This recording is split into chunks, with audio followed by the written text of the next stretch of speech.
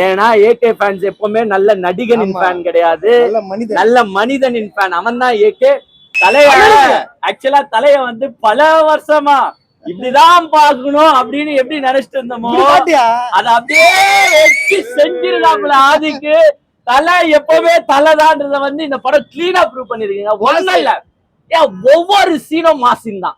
இதுல நான் எந்த சீன்னு சொல்லுறது என்ன பார்த்தா வேற மாதிரி இருக்கு.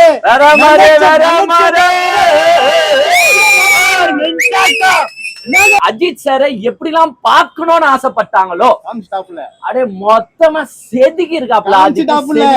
ஆனாலும் இப்ப சில பேர் வருவானுங்க கதறுவானுங்க, ஐயோ எனக்கு மட்டும் இந்த மாதிரி படம் எடுக்கல, எனக்கு மட்டும் இந்த மாதிரி படம் எடுக்கல. படம் ஃபுல்லா ரெஃபரன்ஸா வச்சிருக்கீங்க, படம் ஃபுல்லா கை தட்டவே வச்சிருக்கீங்க. இவனுங்களுக்கு எப்படின்னா கை தட்டவும் கூடாது, இவனுங்களுக்கு அவனுங்களை மாதிரி அழுதுனே உட்காரணும், அப்பதான் படம்வானுங்க. இதை நான் வன்மையாக கண்டிக்கிறேன்.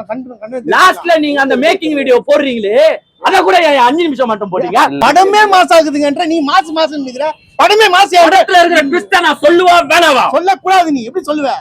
என்னடா பின்ன வேற என்னடா சொல்லுது? படம் முழுக்க ட்விஸ்டா. நான் என்னத்த சொல்லுறது? இப்போ ஒரே ஒரு சீனை சொல்றேங்க. ஒரு உங்களெல்லாம் வந்து கூஸ் பம்ப்ஸ் பண்ற சீன்ஸ் நிறைய இருக்கு. நான் ஒரே ஒரு சீனை சொல்றேன், 2 3 எல்லாம் கிடையாது. படம் ஃபுல்லாவே மாஸ் தான். இன்டர்வெல் இல்ல எனக்கு தெரியல. நான் வந்து உன்னை யோசனை என்னடா இப்பதான் வந்தோம், அதுக்குள்ள இன்டர்வெல்ல விட்டீங்க, அதுக்குள்ள படத்தை முடிச்சிட்டீங்க மாதிரி அந்த வாட்ஸ்அப் குரூப்ல அனுப்பி இவன் யாருன்னு தான் கேட்பாரு. ஒண்ணுமே இல்ல, டப்பு டப்புன்னு அவன் செதறுவானா, குரூப் அவுட்டே வெளில போயிடுவானுங்க. அந்த சீன்லாம் பார்க்கும்போது அப்படியே டேய் என்னடா பண்ணி வச்சிருக்கீங்க. அதனால யாரு டபுள் ஆக்ஷன்றத போய் தியேட்டர்ல பாருங்க. ஆனா படமும் முடிச்சுட்டு மேக்கிங் வீடியோவும் பார்த்துட்டு திருப்பியும் ஒன்ஸ் மோர் போட மாட்டியான்னு உட்காந்து பார்த்தா அதுதான் வெற்றி படம். அருமையா எடுத்திருக்காங்க. ஒரு ஃபேன் பாய்னா இப்ப கமல் சாருக்கு ஃபேன் பாய் எடுத்திருப்பாரு, ரஜினி சாருக்கு ஃபேன் பாய் எடுத்திருப்பாரு, விஜய் சாருக்கு ஃபேன் பாய் படம்லாம் இருக்கு. ஆனா அஜித் சாரோட ஃபேன் பாய் படம் தான் சம்பவமான படம் அப்படின்றத வந்து முழுக்க காட்டியிருக்கு இந்த குட் பேட் அக்லி. ஒன்னே ஒன்னு சொல்லிக்கிறேன், தமிழ்நாடு கவர்மெண்ட் வந்து இந்த படத்துக்கும் வந்து பாத்தீங்கன்னா செலிப்ரேஷன் பண்ண விடல. அவ்வளோ ரோட்டுக்கு வெளியில வரக்கூடாதுன்றாங்க, பட்டாசு வெடிக்க கூடாதுன்றாங்க, பேனரை இங்க வைக்க கூடாது அங்க வைக்க கூடாதுன்றாங்க.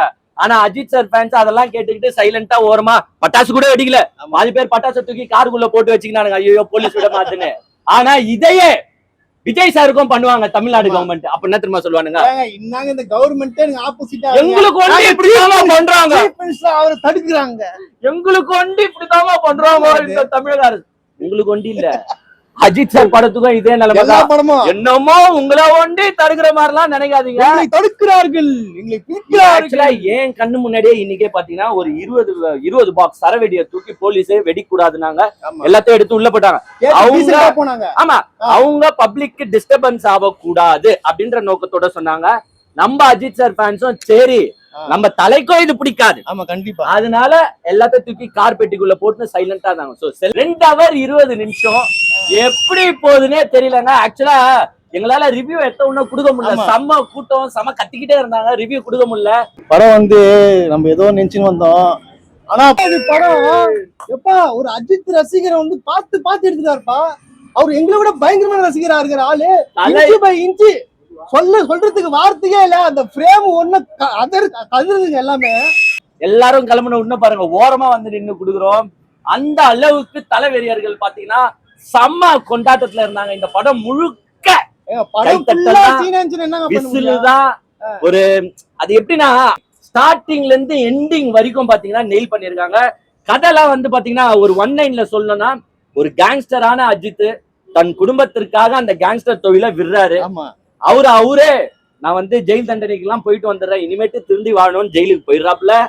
ரிட்டர்ன்ல வராப்ல ஒரு பெரிய சம்பவம் நடக்குது. அதுக்கப்புறமா குட்டா இருந்த தலை பேடா மாறுறாரு. எப்படி பேடா மாறுறாரு, அப்புறம் எப்படி அக்லியா கதையை முடிக்கிறாரு அப்படின்றத சூப்பரா எடுத்திருக்காரு. அது ஆக்சுவலா என்னன்னா ரொம்ப ஓவராலாம் கிடையாது. இதுல வந்து பெரிய கதையை வந்து எக்ஸ்பெக்ட் பண்ணி பார்த்தா அந்த மாஸ் எலிமெண்ட்ஸ் எல்லாம் மிஸ் ஆயிடும். ஆனா இவ்வளவு மாஸ் எலிமெண்ட்ஸை போட்டு ஸ்கிரீன் பிளேவை நவுத்திட்டு போய் ஒரு கதையை முடிக்கணும்ன்றதுலாம் செம்ம. ஆனா அஜித் சார் வந்து இன்னுமே இந்த மனுஷன் இப்படி ஃபைட்டை போட்டுக்கிட்டு அவரால முடியலையோ தல நாங்க ஒண்ணு சொல்றோம், நீ டான்ஸ் ஆடலன்னா கூட எங்களுக்கு பரவாயில்ல, நீ வந்து நடந்து மட்டும் போத, நடந்து வா போதும்ன்றோம். அவர் வந்து ஃபர்ஸ்ட் பார்ட்ல ஸ்ட்ரெயின் பண்ணி டான்ஸ் ஆடுறாரு, நம்மளுக்கு தெரியுது ஏன் அவர் டான்ஸ் ஆடுறாரு. என் ரசிகன் எனக்காக முன்னாடி உட்கார்ந்து இருக்கான் காசு செலவு பண்ணிட்டு, அவனை நான் எப்படின்னா சந்தோஷப்படுத்தி ஆகணும்னு ஸ்ட்ரெயின் பண்ணி டான்ஸ் ஆடுறாரு. எங்களுக்கு தேவை கிடையாது தல. நீ வா போதும், தியேட்டர்ல வந்து நில்லு. எங்களுக்கு தயவு செஞ்சு ஒரு ரிக்வெஸ்ட் வைக்கிறேன், வருஷத்துக்கு ஒரு படமாச்சு தயவு செய்து Please. இதுக்கப்புறம் வந்து யாரும் பொறுத்துக்க முடியாது. 2 வருஷத்துக்கு ஒரு படம், 3 வருஷத்துக்கு ஒரு படம் எல்லாம் எங்க பாடி தாங்காது. இந்த வருஷம் ஏதோ அத்திப்பழம் பூத்த மாதிரி 2 படம் கொடுத்துட்ட. தயவு செஞ்சு நாங்க ஒண்ணு கேக்குறோம், வருஷத்துக்கு ஒரு படமாச்சு ப்ளீஸ் கொடுத்துட்டீங்கன்னா we'll be happy. இந்த படமே 15 வருஷத்துக்கு பேசும், அது வேற கதை. இருந்தாலும் வந்து எங்களுக்காக ஒரே ஒரு வருஷத்துக்கு ஒரு படம். ஏகே ரெட் டிராகன் யாருன்றத இந்த படம் காட்டிருக்கு. It's a wonderful family entertainer. எல்லாரும் மிஸ் பண்ணாம வந்து தியேட்டர்ஸ்ல பாருங்க. ஜிபியு மாமே ரேட்டிங் ரேட்டிங் கண்டிப்பா 8.2 தரலாம். நான் 9.5 போயிலாம். ஆமா போயிலாம் சொல்ல மாட்டேன். 8.2 தரலாம். சூப்பர். பிளாக் பயங்கரமா இருக்குது. பயங்கரமான சீன்ஸ். எங்களுக்கு ஆக்சுவலா உள்ள வந்து முக்காவாசி தொண்டை ஸ்பாயில் ஆயிடுச்சு. என்னால ஒரு 5 நிமிஷத்துக்கு மேல பேச முடியுமான்னு பாத்தீங்கன்னா எப்பவுமே வந்து தொண்டைக்கு ஒரு 30 நிமிஷம் பேசுவோம். இப்ப வந்து பேச முடியாத நிலைமை. ஏன்னா காலையில இருந்து வந்து அந்த செலிப்ரேஷன் மூமெண்ட்ல கத்தி பட்டாசுகளை பார்த்து ஓடி பட்டாசு வச்சுக்கிறாங்கப்பா நம்ம ஆளுங்க. ஆனா பாத்து என்டையர் ஃபேமிலி ஆடியன்ஸ் வந்து பாக்குற ஒரு படம். இன்னைக்கு நாளைக்கு 10 ஓடுனே இருக்க முடியாது. இது 100 கோடி ஆயிடும். இன்னைக்கே சம புக்கிங்ஸ், எல்லா தியேட்டர்ஸும் ஹவுஸ்ஃபுல்லா. 1000 தியேட்டர்ஸ் எங்க போய் முடிய போகுது தெரியாது. அவன் போடுவான் 500 கோடி கலெக்டட், 1000 கோடி கலெக்ட், 10,000 கோடி கலெக்டட். அந்த 300 கோடியா படம் முழுக்க உங்களுக்கு பாத்தீங்கன்னா ஒவ்வொரு சீன்லயும் வந்து எல்லா கேரக்டர்ஸும் அந்த ரெஃபரன்ஸை வந்து இவங்க யூஸ் பண்ணுது. நிறைய ரெஃபரன்ஸ் இருக்கு. பட் அந்த ரெஃபரன்ஸை யூஸ் பண்ணதுலாம் வந்து பாத்தீங்கன்னா எங்கெங்க வேணுமோ அங்கங்க யூஸ் பண்ணனால ஒரு திணிச்ச மாதிரி கிடையாது எதுவுமே. இன்னும் ஒரு 2 பாட்டுலாம் வருது, அந்த தொட்டு பேசும் சுல்தானா பாட்டுலாம் வருது. அதெல்லாம் வந்து திணிக்கல, அது அந்த பாட்டுக்கு, அந்த படத்துக்கு, அந்த இடத்துக்கு தேவைப்படுறதுனால போடுறாங்க. அருமையா எடுத்திருக்காங்க. ஃபர்ஸ்ட் 20 மினிட்ஸ்ல வந்து அஜித் சாரோட பிளாஷ்பேக் அதை எக்ஸ்பிளைன் பண்ற விதத்துக்கு கண்டிப்பா ஒரு ஃபேன் பாயால தான் முடியும், வேற யாராலையும் முடியாது. அது கண்டிப்பா ஆதிக் சாரால தான் முடியும்ன்றத வந்து அவர் அந்த லாஸ்ட்ல மேக்கிங் வீடியோல அந்த ஆதிக் சார் பேச பார்க்கும் போதே நம்மளுக்கு தெரியுது.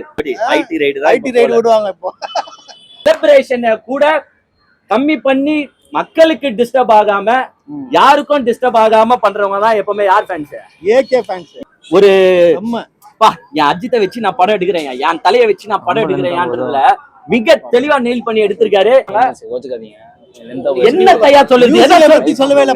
மியூசிக் பத்தி ஜி பிரகாஷ் புலி பாட்டுன்னா இன்னி நேத்து நைட் தான் விட்டுருக்காங்க அந்த புலி பாட்டு.